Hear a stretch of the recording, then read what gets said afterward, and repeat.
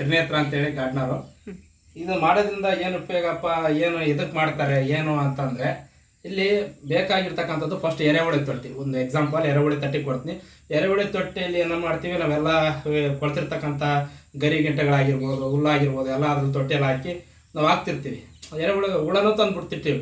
ಅಲ್ಲಿ ಅಷ್ಟು ಬಿಟ್ಟ ತಕ್ಷಣ ಗೊಬ್ಬರ ಆಗಿಲ್ಲ ಅನ್ನೋ ಒಂದು ಇದಕ್ಕೆ ಆಗಿಲ್ಲ ಅಂದ ತಕ್ಷಣ ಇದು ಒಂದು ಇದು ಇನ್ನೊಂದು ಸ್ವಲ್ಪ ಚೆನ್ನಾಗಿ ತಿಳುವಳಿಕೆ ಮುಖಾಂತರ ಏನು ಹೇಳ್ಬೇಕಪ್ಪ ಇಷ್ಟಪಡ್ತೀನಿ ಅಂದರೆ, ಇದು ಒಂದು ಡ್ರಮ್ಮಲ್ಲಿ ಮಿನಿಮಮ್ ಇದು 200 ಲೀಟ್ರ್ ಡ್ರಮ್ಮು ನೀರು ತುಂಬಿಸ್ಬೇಕು.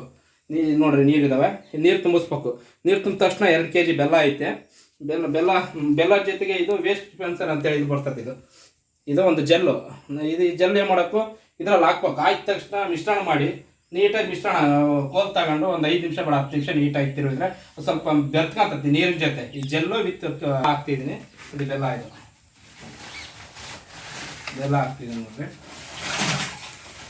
ಬೆಲ್ಲ 2 kg ನೀಟಾಗಿ ಸಣ್ಣಗೆ ಮಾಡಿ, ಮತ್ತು ಉಂಡೆ ಹಾಕ್ಬಾರ್ದು. ಸ್ವಲ್ಪ ಸಣ್ಣಗೆ ಮಾಡಿ ಹಾಕಿದ್ರೆ ಸ್ವಲ್ಪ ಬೇಗ ಕರಿಕ್ಯಂತತೆ, ಅದರಿಂದ ಸ್ವಲ್ಪ ಚೆನ್ನಾಗಿ ಇದಾಗುತ್ತೆ.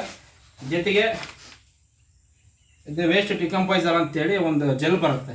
ಈ ಜೆಲ್ಲು ಬೆಲ್ಲದ ಜೊತೆಗೆ ಮಿಶ್ರಣ ಮಾಡಿ, ಬೆಲ್ಲ ಮತ್ತು ನೀರು ಅದ್ರ ಹಾಕ್ತಿವಲ್ಲ ಅದಕ್ಕೆ ಮಿಶ್ರಣ ಮಾಡಬೇಕು.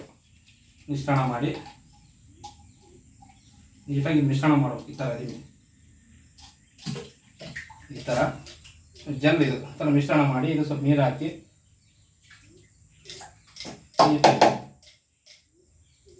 ಈ ಥರ ಮಿಶ್ರಣ ಮಾಡಿ ಇದು ಖಾಲಿ ಇದಕ್ಕೆ ಏನು ಮಾಡ್ತೀವಿ, 200 ಲೀಟ್ರ್ ಇದು ಹಾಕ್ಬೇಕು. ಹಾಕಿದ ತಕ್ಷಣ ಏನು ಮಾಡ್ತೀವಿ, ಒಂದು ಕೋಲ್ ತಗೊಬೇಕು.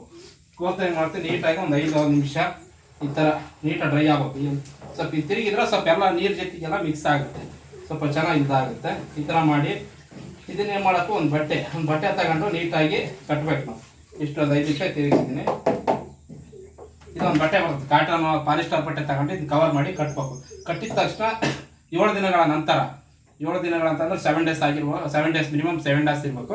7 ಡೇಸ್ ಆದಮೇಲೆ ತೆಗೆದು ಇದನ್ನು ಒಂದು ಅದಕ್ಕೆ ಬಂದಿರ್ತಂಥ ಒಂಥರ ಕಲರ್ ಅಂತಾರಲ್ಲ, ಕಲರ್ನ ಹಾಕಿನ ಸ್ವಲ್ಪ ಏನೋ ಒಂದು ಅದನ್ನ ಏನು ಮಾಡ್ತೀವಿ ನಾವು, ಎರೆಹುಳ ತೊಟ್ಟಿ ಗೊಬ್ಬರ ಇರ್ತಲ್ಲ, ಆ ಗೊಬ್ಬರ ಹಾಕಿ ಸಿಂಪಡಣೆ ಮಾಡಿದರೆ ಅಲ್ಲಿ ಸ್ವಲ್ಪ ಚೆನ್ನಾಗಿ ಬೆಳವಣಿಗೆ ಆಗಿ ಗೊಬ್ಬರ ಆಗುತ್ತೆ. ಗೊಬ್ಬರ ಏನು ಮಾಡ್ತೀವಿ, ನಾವೇನೋ ಗಿಡಗಳು ಹಾಕಿರ್ತೀವಿ, ಏನೋ ಒಂದು ಎದಕ್ಕೋ ಒಂದು ಒಟ್ಟು ಗಿಡ ಒಂದು ರೈತರಿಗೆ ಯೂಸ್ ಆಗೋಂಥ ಒಂದು ಇದು, ರೈತರು ಕೂಡ ತಗೊಂಡವ್ರು ಕೂಡ ಅದು ಚೆನ್ನಾಗಿ ಯೂಸ್ ಆಗುತ್ತೆ.